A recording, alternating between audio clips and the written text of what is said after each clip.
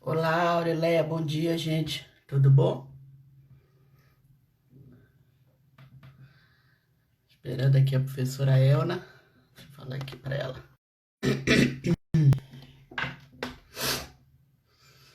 Bom dia, gente.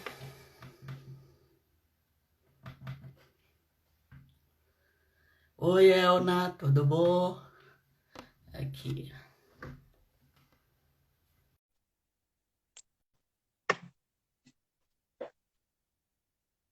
Bom dia, bom dia.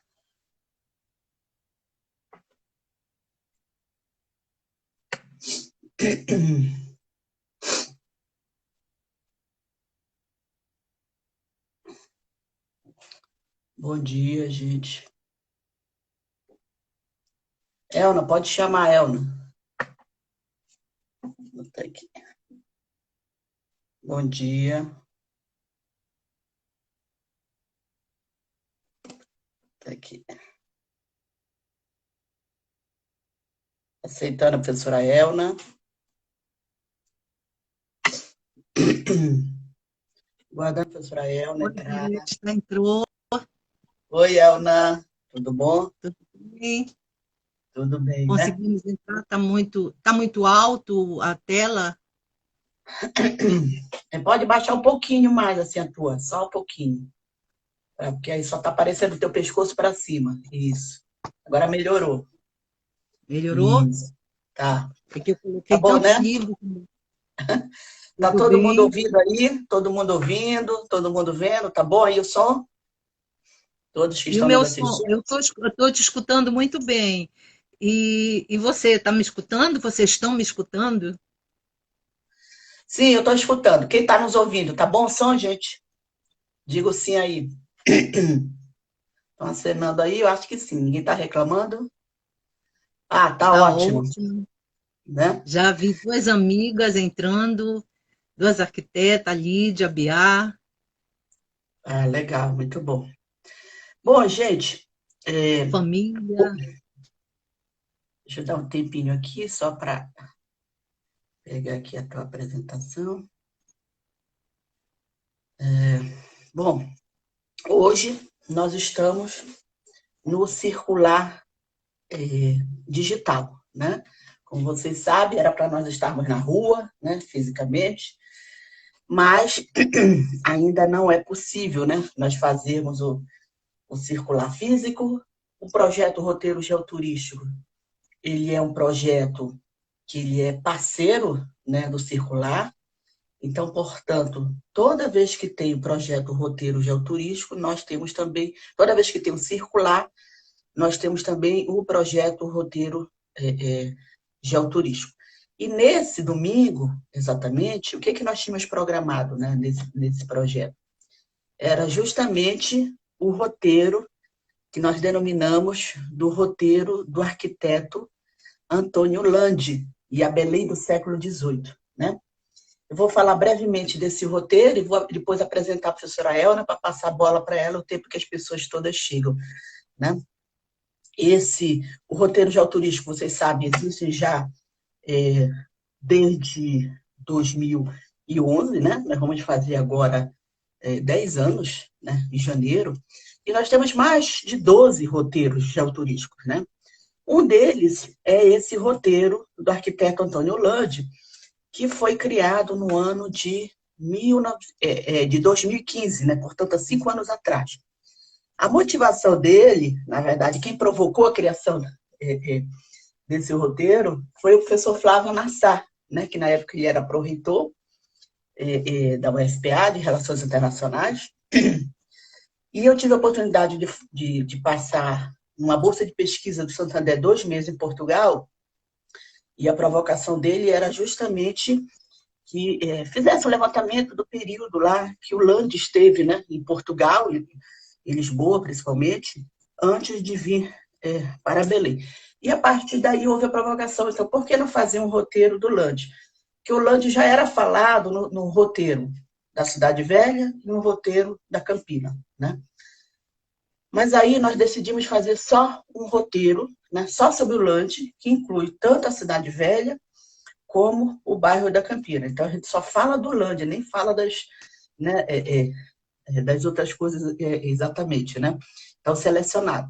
Então, é um roteiro que nós começamos lá na Casa das 11 Janelas, né? Então, assim, pega tantas obras que são consideradas dele, como aquelas atribuídas a ele, né? Então, nós seguimos ali pela primeira Rua de Belém, falar da Casa Rosada, para em frente do Fórum Lande, que não é uma obra dele, mas porque lá teve um curso, né, de pós-graduação, né? Também, e foi criado aquele fórum também no aniversário dele, né? E aí nós seguimos Igreja de São João, passamos pelo Palácio dos Governadores, pegamos a João Alfredo, falamos daquele casarão lá na esquina da João Alfredo, que é atribuído a ele, né? Falamos lá da fachada lá das Mercês, né? Da Capela do Pombo, passamos na Igreja dos Homens Pretos e terminamos na maior obra dele, que é considerada a Igreja de Santana, né? Tanto que nós nem vamos até, teria mais uma lá em Santo Antônio, que nós não vamos, porque o roteiro ficou muito louco, né? Mas é um roteiro bem interessante, porque a gente fala essas motivações que ele veio para cá, né? Ele veio para cá e aqui vai construir várias obras ligadas ao Estado, civil, né? A igreja. Aqui vai casar, né? Aqui vai morrer, aqui vai viver os seus amores. E é uma figura que, portanto, a gente diz que Belém tem alguns traços também dessa arquitetura italiana, já que ele traz, né, todo esse arsenal de conhecimento da Itália. E aí, né, eu falei com a professora Elna, digo, Elna, vamos conversar sobre o Lande. A professora Elna é a professora mais apropriada, a pessoa mais apropriada para falar sobre o Lande. Ela tem a dissertação de mestrado dela, né, sobre o Palácio dos Governadores, e a tese de doutorado, né, defendida recentemente, foi orientada do Aldri, eu acho que foi orientada da Maria Adélia, né, também, eu vi lá no currículo dela, e ela trabalhou, né, o Lande.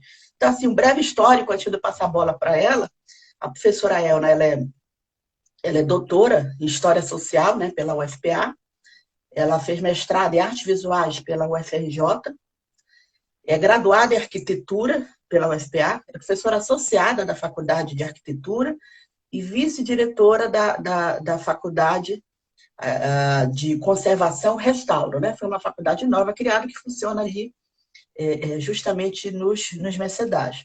Ela é membro da comissão,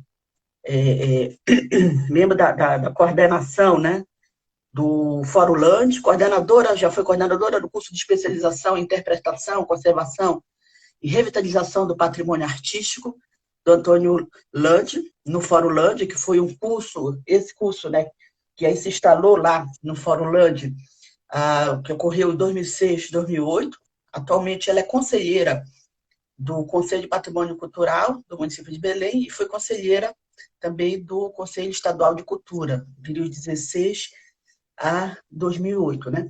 Então, portanto, toda a experiência dela está justamente nessa área da arquitetura, urbanismo, com ênfase na questão da preservação dos bens culturais e restauro de bens imóveis, né?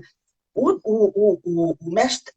mestrado dela foi sobre o Palácio de Lande, uma trajetória estilística que ela fez em 2003, lá na UFRJ, né? Quer dizer, que é o Palácio lá dos Governadores. E o doutorado dela, que ela defendeu agora em 2017, e foi orientada pelo professor Aldri, orientada pela Marilena Pigosi e pela Maria Adelina Mori, foi sobre o título O Desenhador de Belém, Antônio José Lande e o Movimento das Imagens na Amazônia Colonial, que ela pega lá de 1753 a 1791, né? Então, o motivo dessa live é justamente nós conversarmos com ela sobre essa importância do Lande, né, como arquiteto, esse momento que ele chega a Belém, como é que vai transformar essa Belém do século XVIII, o que nós ainda temos hoje nessa Belém do século XXI, né, do arquiteto Antônio Lande, né? Então, eu vou anotando aqui as perguntas, vocês vão fazendo, ela vai falando. Eu disse para ela que a gente não vai ser rígido com 1 hora, se o papo estiver bom e passar de 1 hora, a gente retoma de novo, né, para responder, ela já concordou. Então, nós vamos decidir conjuntamente conforme vai fluindo aí o papo. Mas vocês podem colocar as perguntas que eu vou anotando E eu passo a palavra agora para a professora Elna. De vez em quando eu faço alguma intervenção, alguma pergunta, se for necessário, mas ela tem agora o dom da palavra. Podemos começar, então, querida Elna, muito obrigada.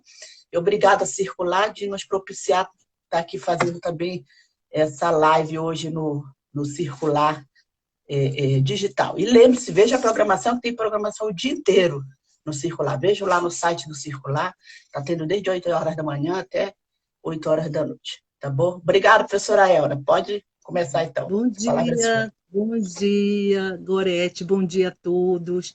Eu quero também agradecer o convite pelo Circular, em especial a professora Gorete, com seu roteiro geoturístico, né, que já tem aí, desde 2015, direcionado para a Land, e a oportunidade, tanto desse roteiro como essa live, de divulgar o trabalho do Antônio Landi, ainda muito pouco conhecido. Tá? Então, o que eu combinei com a Gorete? Vou falar rapidamente sobre a pessoa do Landi, né, fazendo um perfil da vinda dele e as áreas em que ele atuou, e depois os pontos, né, ela me deu aqui uma relação de pontos percorridos, que ela acabou, né, relacionando agora para vocês, tanto no bairro da Cidade Velha e Campina, e pontuando em cada empreendimento desse, em cada construção, né, que são as coisas importantes. Vou tentar falar o máximo uma linguagem simples, procurei, né, não retirar as palavras técnicas, né, para que seja de um entendimento completo para todos. Tá. Bom, Landi, arquiteto italiano de Bolonha, nascido em Bolonha no início do século XVIII, mais precisamente em 1713, e foi um aluno da Academia Clementina de Bolonha, uma academia que tinha foco em arte, muito conhecida, existe até hoje. Né? E nessa academia, como aluno, ele foi um aluno premiado 2 vezes. Depois se tornou professor, depois se torna diretor e membro vitalício dessa academia. Tá? Então, ele vem para o Grão-Pará, ele chega aqui em Belém, na segunda metade do século XVIII, em 1753, com 40 anos, na condição, né, de riscador de mapas e desenhador da história natural. Tá? Ele vem fazendo parte de uma comissão demarcadora dos limites do Tratado de Madrid, a convite do rei Dom João V. Tá? E junto com outros profissionais, não é ele sozinho também, e profissionais italianos, tá? Não todos italianos. Esse limite, essa comissão, ela deveria rever os antigos limites do Tratado de Tordesilhas, que foi ignorado tanto pelos espanhóis como por Portugal. Landi se sobressai pela sua capacidade artística, tá? Sendo responsável pelas mais significativas edificações que deram uma transformação física na segunda metade do século XVIII em Belém. Ele ficou aqui no norte por 38 anos, sem nunca retornar à sua terra natal, na Itália, em Bolonha. Tá? Morre aqui em Belém em 1791, com 78 anos. Bom, o estilo do Landi é um estilo muito discutível, né? E eu não vou me deter muito nele, porque é difícil explicar o estilo do Landi sem imagens.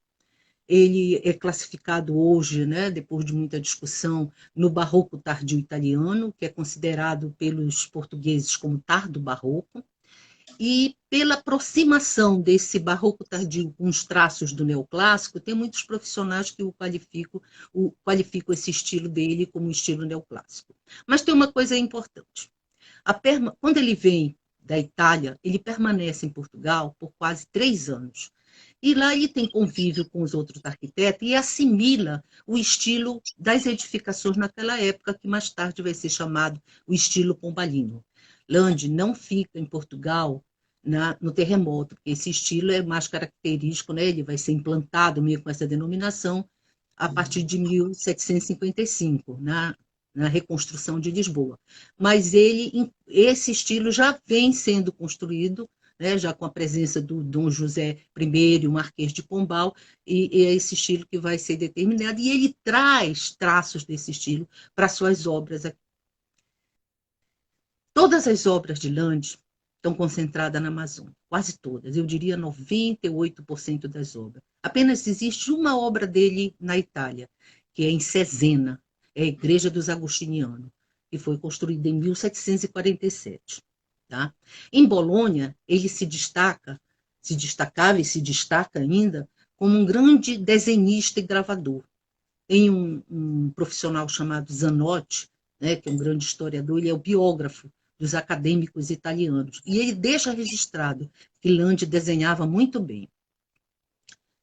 Em Belém existe 11 igrejas e 4 obras de arquitetura civil que são frutos de projetos ou intervenção de Landi. As edificações, tem edificações que a gente chama que são projetos de raiz, são projetos integralmente de Landi, onde tem os desenhos com a assinatura dele, que é o Museu do Estado, que é o Palácio, Casa das 11 Janelas, que foi onde ele projetou para ser um hospital militar, a igreja de São João e Santana, que é a sua padroeira. Essas edificações também, essas são de raiz. Tem as edificações, conforme a Goretti já colocou, que são atribuídas a Landi. São aquelas que não têm projeto assinado, não existe projeto, tem os que têm projeto e não está assinado, tem as que não existe projeto, e que como é feita essa atribuição? Ela é dada pela referência do nome do arquiteto nos documentos históricos da capitania, todas as relações que ele tinha com os proprietários dessas edificações, os mandatários dessas edificações, e pela semelhança da aproximação do traço dele com as obras assinadas, as provas que ele tem projeto que está assinado por ele. Por exemplo, nós temos como atribuição a Igreja da Sé, a Igreja do Carmo, a Igreja de Mercês, Rosário e outros. Landi deixa também vários outros desenhos de prédios que não foram construídos, como um arco triunfal, 2 arcos triunfais, né, para ser instalado na frente do palácio, o prédio da Companhia Geral do Grão-Pará, e também tem os prédios que ele participou e que já foram demolidos, como o caso a Casa da Ópera, né? O Oratório de Santa Rita, na João Fredo, algumas casas urbanas, ele tem 3 casas urbanas, né, que se destacam, nós vamos falar da maior delas, mas teve uma do cunhado dele, do Antônio Azevedo, e tem também um do João Rodrigues, que também foram destaque, eram casas, né, que se destacavam na cidade, que foram desenhadas por ele, e a gente tem esse desenho já feito, né, por outros desenhistas de uma comitiva, né, de um naturalista que vem em Belém, que a gente vai já falar dele. Landi também é importante destacar que ele tem atuação no planejamento urbano, desenhando a pedido do governador, eu acho que é o Melis Castro, a planta da nova Vila de Chaves, na Ilha do Marajó. A gente observa nessa planta, ele deixa identificada a igreja, o pelourinho, a casa de visitante e as casas de moradores. Ele deixa também uma contribuição nas organizações de festas e aparatos efêmeros, com grande peso cenográfico, que era típico da sua formação. Tá? Ele faz também esquemas compositivos para pintura, enquadratura, que a gente vai falar mais tarde na Igreja de São João. Ele faz decoração de livros, né? E ele aplica muito essa questão das comemorações, dos aparatos, né? E aparatos pirotécnicos. Isso está muito ligado à tradição cultural bolonesa. Por exemplo, ele organiza uma festa para celebrar, né? Ele faz parte da organização do casamento da Dona Maria, que vai ser no interior da Igreja da Mercês e na Praça das Mercês. Tá? Barcelo, ele faz uma procissão em homenagem a Santana, também tem um desenho para a Igreja de Santana dele, e ele faz uma procissão. Então, é uma outra oportunidade desse arquiteto bolonês de tem mostrar sua habilidade artística, né, dentro dessa tradição cultural bolonesa. Tá? Então, ele organiza, é interessante ressaltar isso, que ele organiza a procissão usando o seu conhecimento com o material e condições desse ambiente amazônico. Tá? Bom, como na atividade de naturalista, para a qual também ele veio ser contratado, ele produz um documento com uma descrição de várias plantas, frutas, animais, aves, peixes, coisas que pertencem à história natural. É um documento em aproximadamente 187 páginas. Tá? Eles estão também, faz parte desse documento, 75 pranchas de desenho, que estão na Biblioteca Pública Municipal do Porto, em Portugal. Aliás, é uma discussão em relação a esses desenhos, porque todos os desenhos que são apontados dos animais ainda não se chegou à conclusão, ele não tem todas as características do traço do Lande. Então, o que a gente coloca é que os desenhos até hoje não foram encontrados. Bom, Gorete, posso continuar agora falando do roteiro ou tem alguma pergunta a responder? Não, tem uma pergunta da Beta Martins, se havia uma parceria de Lande, quando eles, nesse período que ele teve aqui, com outros colegas arquitetos ou artistas, como é que era essa relação de Lande, se você achou alguma informação na sua pesquisa, com os colegas locais, com os artistas, com os arquitetos, ele interagia, tem alguma informação sobre isso? A gente tem informação a respeito dos mestres de obras que utilizava e que se destacavam. É um mestre de obras especialista em talha, mestres que ele ensinava também, tem ajudantes que ele ensina a pintura de quadratura. Mas em relação a algum... Não, tem um naturalista, que não é um arquiteto, mas é um profissional, o naturalista Alexandre Rodrigues Ferreira, que é um baiano, e que vem nessa segunda metade do século XVIII também com essa missão de registrar, né, a colônia. Tá? Mas algum arquiteto importante de destaque, não. Tem os profissionais que vieram com ele, Brunelli, que era um outro italiano, né? O Júmbro, que desenhava mapas, né? Mas que tem interagido com ele, não temos ainda nenhuma, né, nenhuma informação. E assim, é a hora que eu queria chamar a atenção também, que nós estamos falando nessa Belém do final do século XVIII, né? O que é essa Belém do século XVIII, desse final do século XVIII? Nós estamos falando, vocês imaginem, como só existisse o bairro da Cidade Velha, né? E estava a ocupação do bairro da Campina, né? Praticamente Isso. Belém, os limites de Belém eram esses. Fora isso, eram chácaras, era área rural, né? Né? O próprio bairro do Reduto ainda estava muito incipientemente o início da ocupação, né? Não tinha praticamente nada. Então, Belém do século XVIII, imagine, bairro da Cidade Velha e o bairro da Campina. O bairro da Campina, né? Vocês sabem, é o nosso comércio, né? É o bairro da Campina, né? O nosso comércio aí é tradicional. Então, para nós termos ideia do que era essa Belém, né?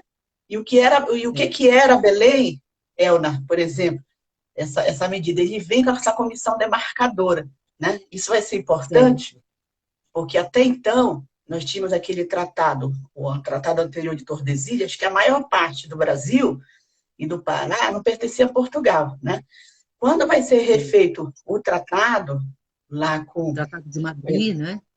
Isso. Aquela linha, o Tratado de Madrid, ela vai ser arrastada, vamos imaginar hoje, que seria lá na fronteira do Amazonas, né? Isso. Então, com toda aquela questões que foram colocadas, como o nome das toponímias, né, que foram mudadas para o português. Então, vai ser uma comissão de extrema importância, né, para você trazer essa nova demarcação. Aí vem esses artistas, esses arquitetos, e Belém começa a ter, nesse momento, uma importância. Eu queria que tu falasse um pouco nisso, nessa importância política e econômica de Belém no século XVIII, que vai representar a vida do Lande, a vinda do Lande aqui. E as obras dele, essa materialidade das obras dele, representa o poder econômico e político que Belém começa, né, a ter, né, depois disso, porque se cria o Estado. O Estado antes era Maranhão e Grã-Pará, e muda, né, Grã-Pará e Maranhão, e a capital não passa de São Luís para Belém.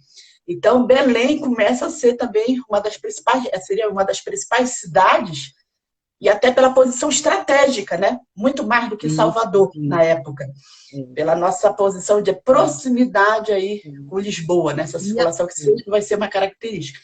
Então, também eu queria que tu contextualizasse essa chegada do Lande nesse momento.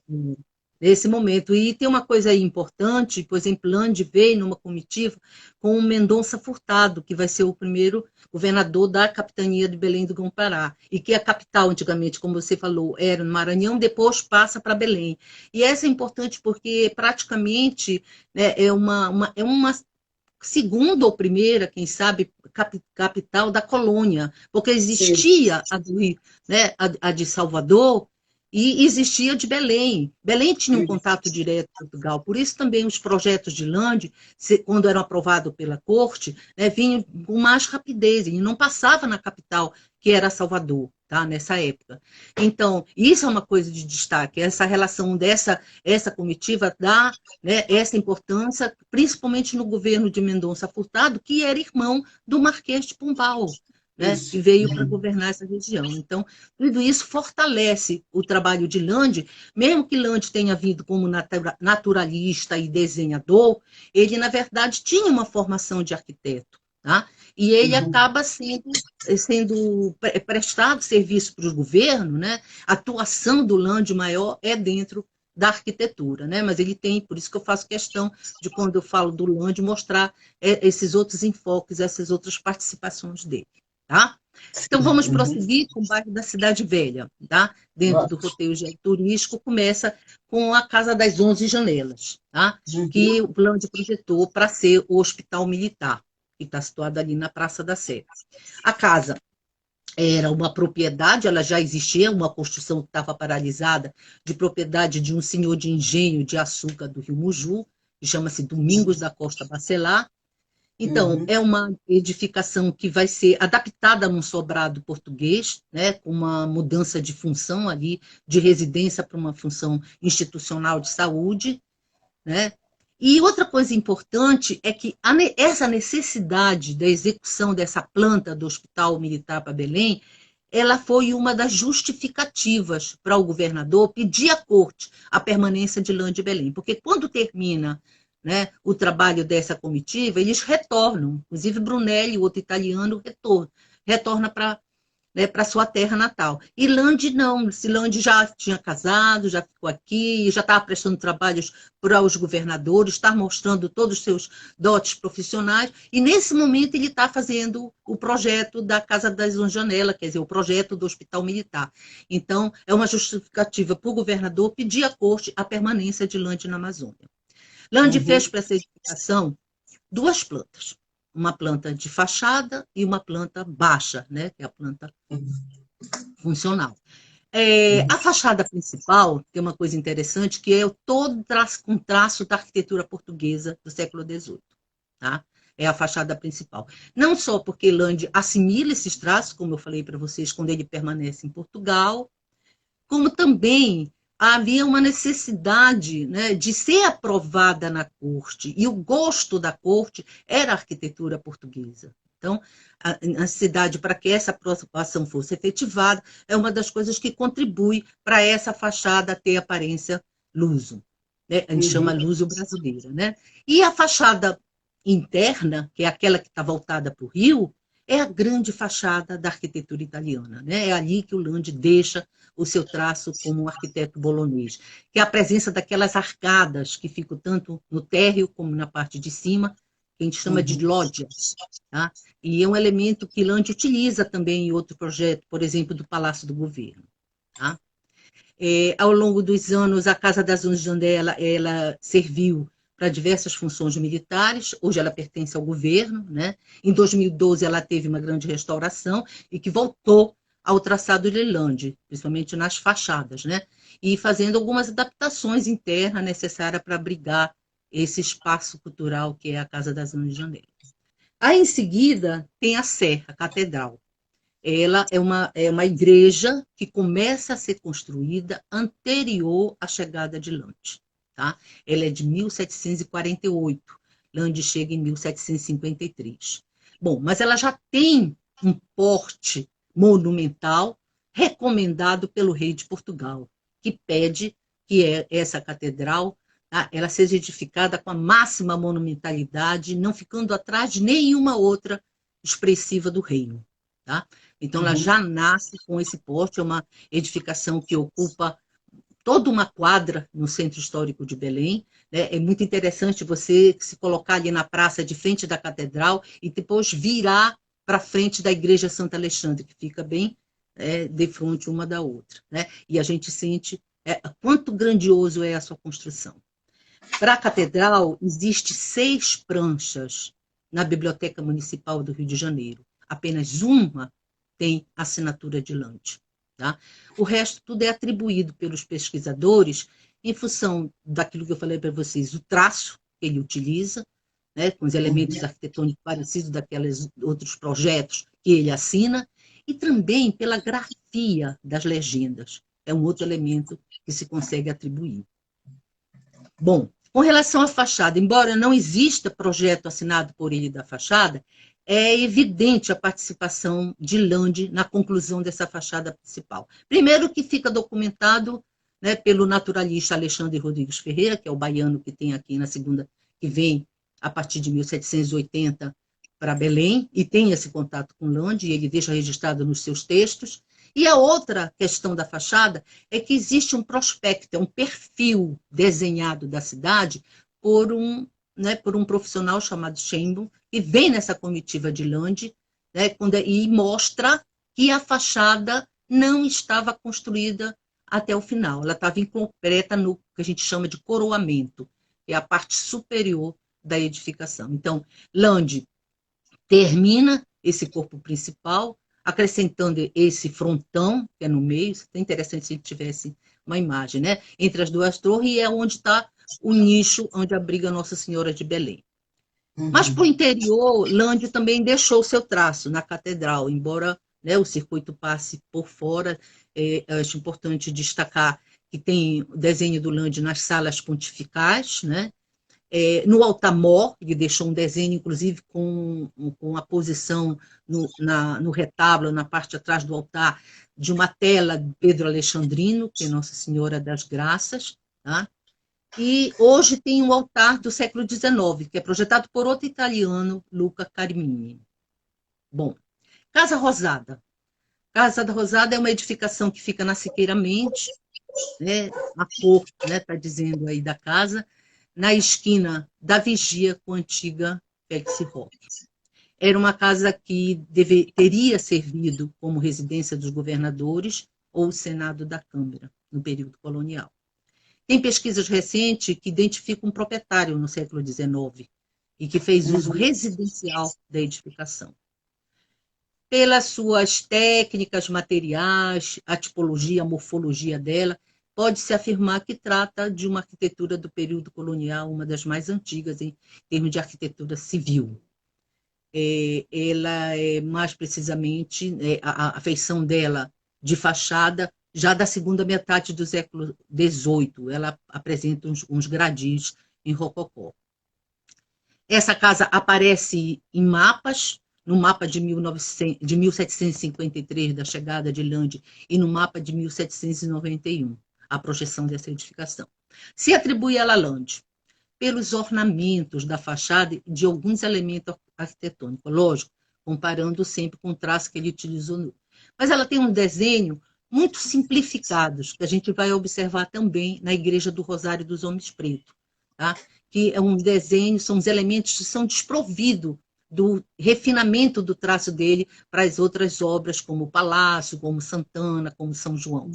Tá? É diferente. Mas tem uma coisa interessante que aproxima a autoria de Lande para essa, a atribuição de Lande para essa edificação, que eu vou explicar para vocês. No gradil da fachada, existe umas iniciais, que é de Miguel José Correia da Silva, tá? É MJCS, que era o nome de registro do terceiro bispo do Pará, Frei Miguel de Bulhões e Souza.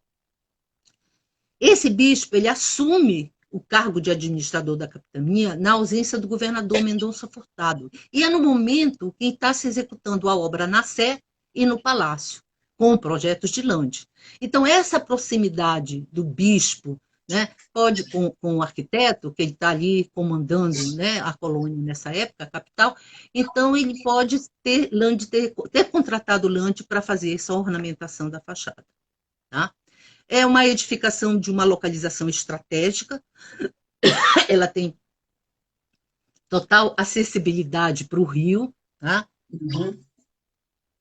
Facilitando a saída e chegada dos visitantes. Por isso também que ela é utilizada como uma casa residencial do governo.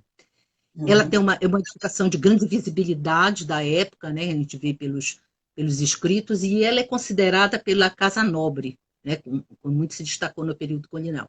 Eu queria só deixar registrado que essa comparação da grade, né, a questão do bispo, é feita numa tese de dissertação de mestrado do José Morgado, é um arquiteto que faz parte do Fórum Land. Tá? Uhum.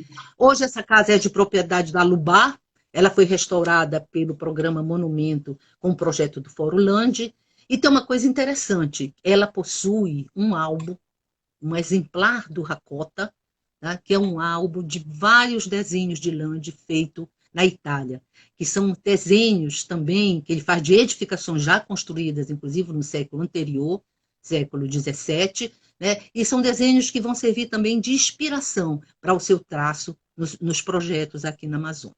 Tá? A próxima igreja que eu tenho anotada aqui é a Igreja do Carmo.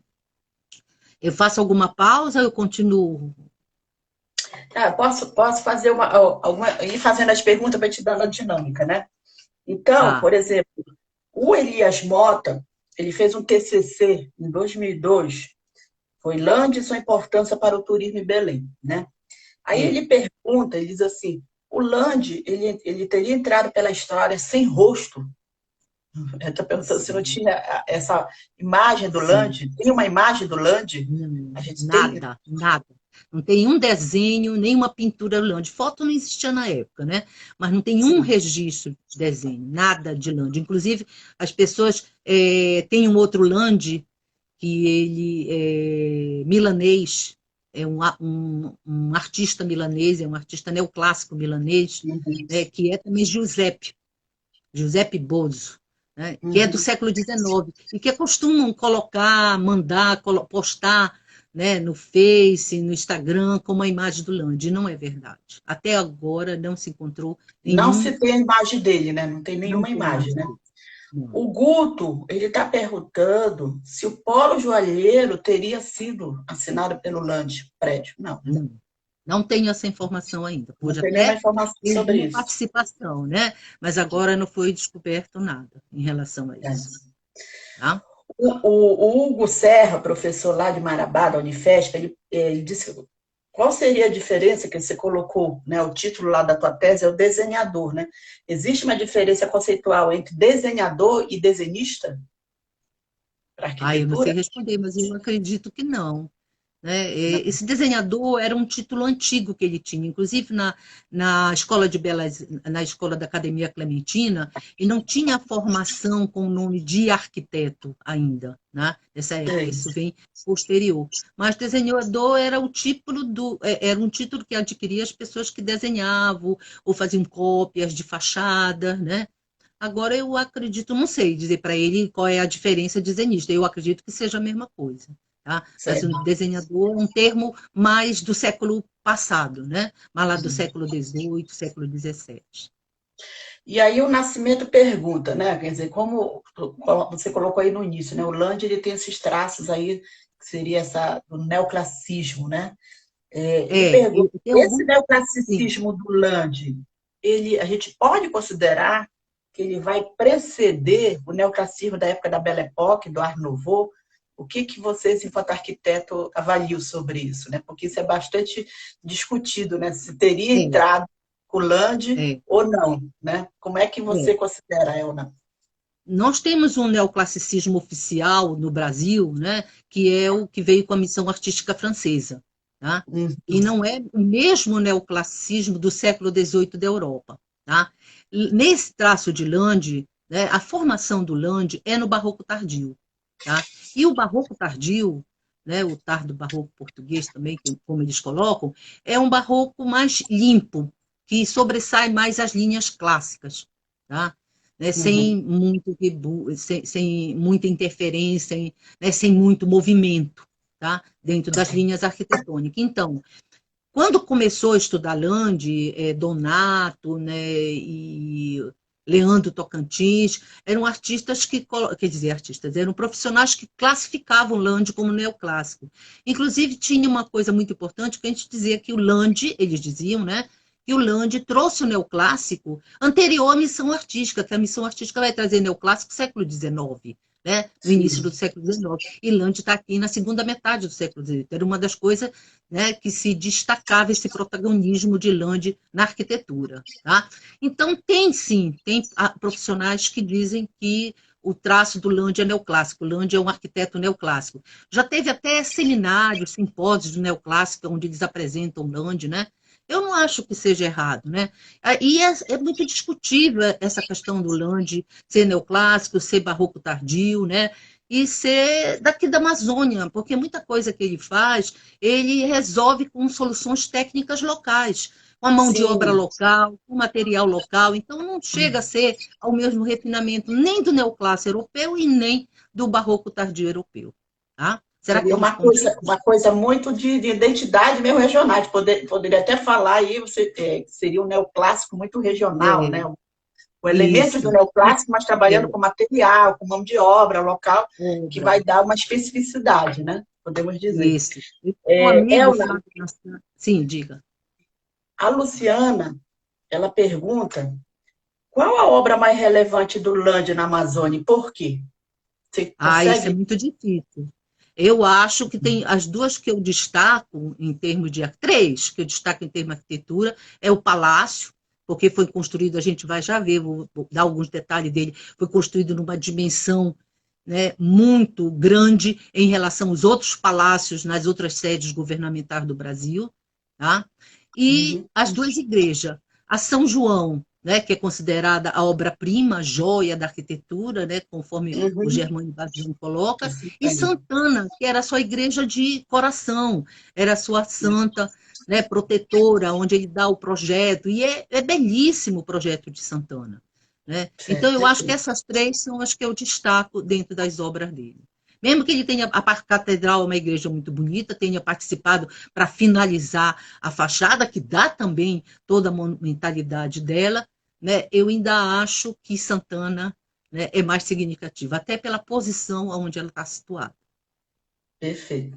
Podemos Certo? continuar, então, o seu percurso Então, aí. vamos continuar. Bom, parei aqui na Igreja do Carmo, ainda estou na Cidade Velha, tá? A Sim. Igreja do Carmo, que é uma igreja também anterior, foi o primeiro convento, o Convento do Carmo foi o primeiro da capitania, anterior à chegada de Lande. Os carmelitas tiveram muita dificuldade na construção da igreja, eles foram ter que esmolar em Lisboa para comprar pedra de Liós para sua construção. Né? Aí depois, no início do século XVIII, eles trazem essa fachada, né, para ser adaptada no corpo que já estava sendo construído, né, essa fachada, quando ela passa a ser unida à nave, unida ao corpo, ela faz com que a estrutura da igreja seja abalada, causando graves problemas estruturais no edifício. Aí, para solucionar, os religiosos carmelitas contratam o Lande, que a essa altura já estava em Belém. Tá? Então, eu digo que o Lande realiza, em 1760, a reconstrução da Igreja do Carmo. Tá? Existe, essa é uma igreja que não tem desenho assinado por ele, mas existe 3 desenhos aquarelados, a partir de cópias de Lisboa, que fazem referência de Lande na legenda. Eles deixam escrito a participação de Lande. Aí tem uma coisa interessante.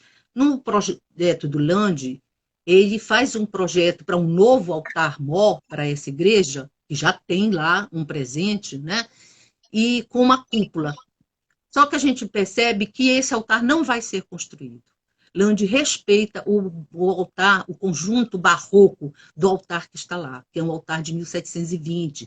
Presta atenção, tá? Lande realiza a reconstrução em 1760, tá? Então ele respeita, tem um altar com uma talha muito rica, muito bonita, tá? Uma talha dourada, que é uma talha que classifica entre o barroco nacional português e o barroco joanino. Tá? Então, ele respeita o construído. Tá? Ele tem até uma tese da Virgínia Diniz que fala, né, uma tese não, ela faz no curso de especialização do Lante. Faz parte também desse conjunto de capela e convento uma capela para a ordem terceira, situada na lateral direita da nave. Tá? Ela também, essa capela é atribuída, inclusive ela possui mais características de Lande do que a própria Igreja do Carmo. Tá? A capela foi anexada depois que a igreja foi construída, e ela tem uma coisa Uhum. interessante, que ela guarda uma coleção de imagens portuguesas que representa a paixão de Cristo. Ela tem uma configuração do altar muito parecido com o altar de Santana, e com o altar da Ordem Terceira Franciscana, né? Esses são elementos que a gente coloca, né, para confirmar essa atribuição, tá? Aí vem aqui na sua relação Foro Lande, aí como você já deixou claro, né? Foro Lande é aquela construção que tem na frente da Igreja do Carmo, que eu acabei de falar. Ela não é uma construção de Lande, né? É uma construção do século XIX, eram 3 residências que foram agregadas em uma só. Ela, num período, ela funcionou como uma residência comercial, teve um incêndio e acabou sendo totalmente demolida no interior e conserva as fachadas, né?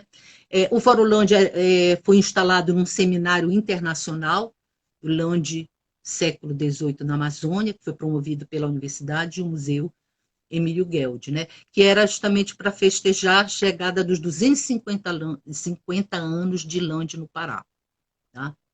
Foi em 2003. E hoje ele tem sede própria, o fórum, e faz parte como um laboratório da Faculdade de Arquitetura, da FAO, da UFPA.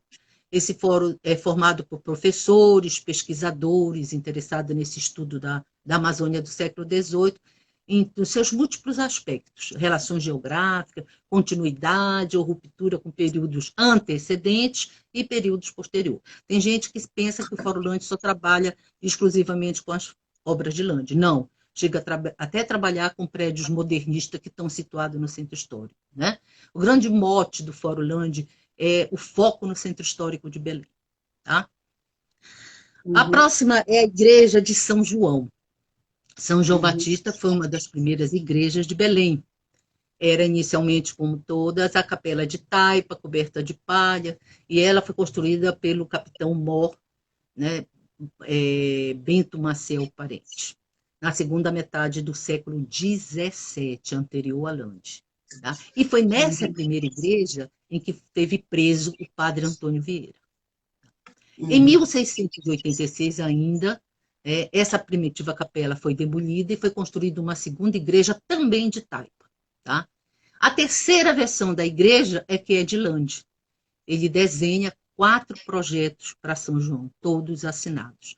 Tem planta, corte longitudinal e desenho da famosa quadratura. Tá?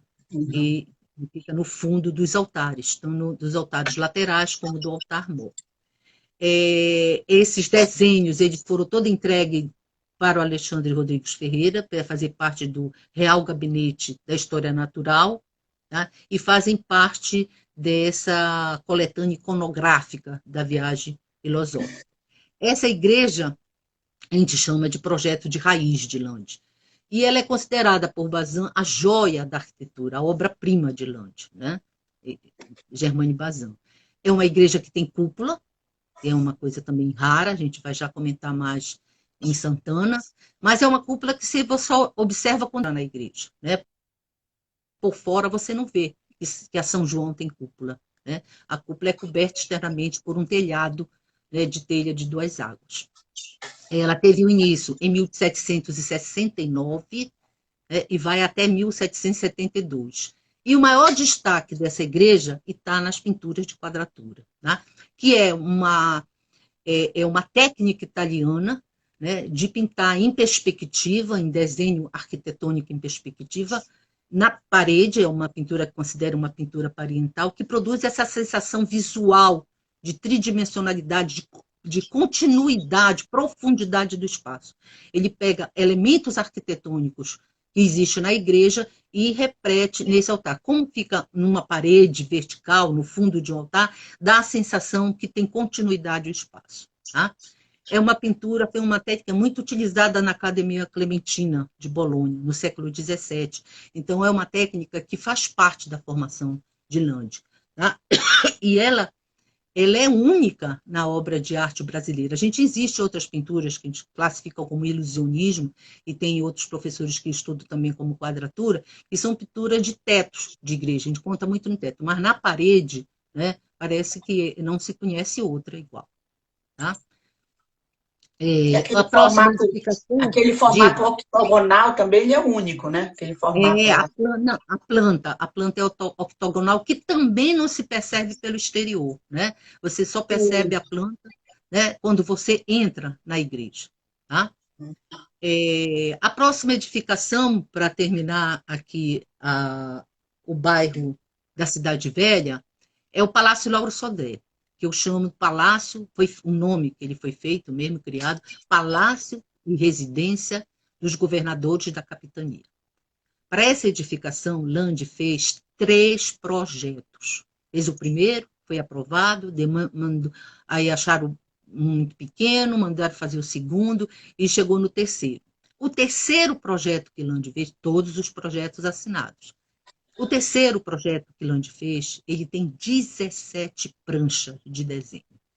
É corte, entre corte, elevação, detalhes, né? E é um volume considerável para um prédio do século XVIII.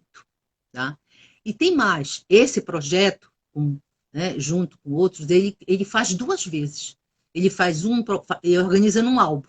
Um álbum para o rei, um álbum régio, né, para Dom José I, e um álbum para o governador. Ele repete. Tem diferença? Tem. Tem algumas diferenças entre os desenhos e outro, né, que ele desenha 2 vezes. É uma construção que levou 3 anos. Ela começa em 1768 e vai até 1771. E foi necessário a aquisição de 3 edifícios contíguos para dar espaço a essa edificação, que tinha, numa área correspondente a ela, um jardim na parte posterior. Esse palácio, ele vai ter dimensões, até já fiz essa referência, maior que o palácio do governador geral de Salvador e do Rio de Janeiro. Tanto que tem viajante no século XIX que deixa registrado conhecer um plano para Belém, que seria a capital do Império Português na América, e que o palácio deveria ser sede da corte na Amazônia. Por isso, essa grande dimensão. Tá? Sim. O destaque desse palácio eu dou, né, para a capela, que está situada na lateral esquerda do prédio. Ela foi um dos focos de detalhamento de Lande. Tem 5 pranchas de desenho para essa capela. Ela é referida nessa obra do Alexandre Rodrigues Ferreira, Viagem Filosófica, como um oratório público existente na cidade. Ela servia para as pessoas, né, para a população, para as pessoas residentes do palácio e para famílias do governante. Dessa capela se realiza o primeiro Círio de Belém, que é de 1793. Na época do governador era Francisco de Souza Coutinho. Já em 1973, século XX, o governador Fernando Guilhom manda fazer uma restauração no palácio. Né? E na inauguração, que a feição que ele tem hoje, ele foi restaurado, durante os governos ele foi muito modificado, né? E já em 1973, Fernando Guilhom faz a restauração, e para a inauguração dessa restauração, ele utiliza a saída do Círio dessa capela. Para a comemoração, tem até uma fotografia preta e branca disso, né? Para a comemoração dos 180 anos, tá? Depois da primeira romaria, que foi feita no período colonial. Tá? Ainda para o Palácio, Lande deixa desenho de 2 arcos triunfais, né, que não foram construídos, que eram obras, não se sabe se é obra efêmera ou se eram para ser obras mesmo fixas. Um é dedicado ao rei Dom José I e outro dedicado ao Fernando da Costa Taide, que era o governador da época. Eram 2 arcos que eram para ser fixados na frente do palácio, ali na praça, né? Porque mostra no desenho, no fundo do desenho, mostra a fachada do palácio. E eu gostaria também de registrar a importância do palácio no século XIX nas lutas da cabanagem, né? Ele é palco da luta da cabanagem. Agora vamos passar para Campina. Tem alguma pergunta, Gorete? Sim. Tem aqui uma observação da Analeia, que ela diz o seguinte, que no século XIX, segundo o historiador Carlos Lemos, né, se considerava também desenhista também aqueles que participavam do ato de projetar. Né? Então, ela dá essa observação. Então, o desenhista era quem fazia, né, o projeto. Certo. A Oriana Bittar, ela pergunta, eu posso até te ajudar nessa também. Ela pergunta assim, o que você diz sobre o Marco de Tordesilhas na Cidade Velha? Pode me ajudar, Gorete? Olha, gente, não existe marco do Tratado de Tordesilhas na Cidade Velha. Tem, inclusive, um vídeo no YouTube que lança informações que estão erradas. Existe um marco do Tratado de Madrid, aquele marco que está naquela praça, Pedro II, em frente ao Instituto Histórico e Geográfico. Atenção, sim. Tá? De Tordesilhas, eu vou te dizer, só existe um marco em Santa Catarina, no sul, né? onde a linha passava também, esqueci agora do nome da cidade. Em Belém, não foi estabelecido nenhum marco, nunca foi estabelecido nenhum marco do Tratado de Tordesilhas. Agora, no século XVIII, né, nessa expedição, inclusive, vieram os marcos, né, que era para fazer a nova demarcação da fronteira, e afundaram perto de Barcelos. Esse marco só foram recuperados novamente pela Comissão Demarcadora do Rio na década de 60, quando houve uma grande seca no Rio Amazonas, e os marcos estavam sendo utilizados como atracadores de barcos na frente de Barcelos. Aí eles foram recuperados, e tem 2 em Belém. Um está em frente ao Instituto Histórico, né? Tá reformando aquela praça lá, não sei se já terminou a reforma, né, na Praça Pedro II, nunca mais passei por lá. O outro está no quintal da Comissão Demarcadora de Limites, que fica ali na José Malcher, antes da Doutor Moraes, perto ali do Palacete de Bolonha, até a Comissão Demarcadora, né? E o outro está num jardim lá do Itamaraty, né?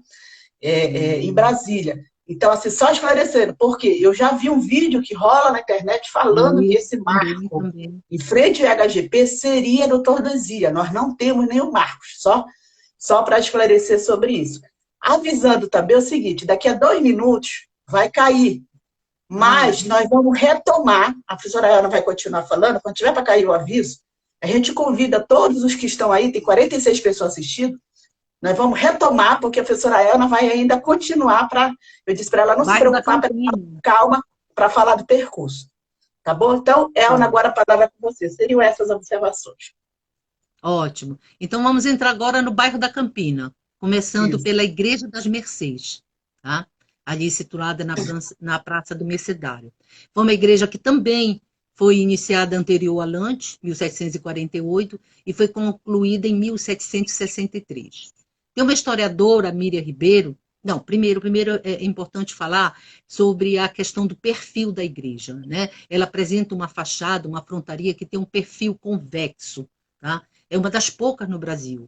Nós podemos aqui destacar a Igreja do Rosário, de Ouro Preto, São Pedro dos Clérigos, de Mariana, São Pedro dos Clérigos do Rio de Janeiro, que já foi demolida. Eram igrejas, são pouquíssimas no Brasil que apresentam esse perfil na fachada. E Miriam Ribeiro defende que a Lande teria também essa interferência na fachada, concluindo a parte superior das torres e anexando um frontão, que já chama contracurvado, que é um frontão cheio de curvas, né, para acompanhar esse perfil. O que se tem de informação que na ocasião em que escolheram a Igreja de Mercês para comemorar a festividade de honras do casamento de Dona Maria, tá, em 1660, ela ainda não estava concluída, está nos documentos históricos. E então se coloca aí que talvez esses púlpitos teriam feitos nessa ocasião. E é interessante que os púlpitos que estão na Igreja da Mercês, que são atribuídos a Lande, eram púlpitos que estavam no desenho, tá, que foi atribuído a Lande para Sé. Eram púlpitos que eram feitos para Sé, foram construídos na Igreja da Mercês, né, o mesmo desenho. No Lande, né, uma questão aí mostrar, é uma igreja atribuída, como é que está essa relação, né, na história. Lande, no trabalho de história natural dele, aquele texto que ele deixa, ele faz uma referência aos padres mercedários. Ele afirma ter sido presenteado com uvas da fazenda da Ilha do Marajó, pertencente a esses religiosos, tá? Em agradecimento a serviços oferecidos a ele. Tá? Então mostra, assim, essa estreita ligação entre a ordem e o trabalho profissional que ele poderia ter prestado para essa ordem. Tá? Nessa igreja também encontra-se 2 altares que foram influenciados por esse esquema compositivo do Lande, né? E em 1776, no século XX, né? Já no século XX, naquela igreja oh meu Deus,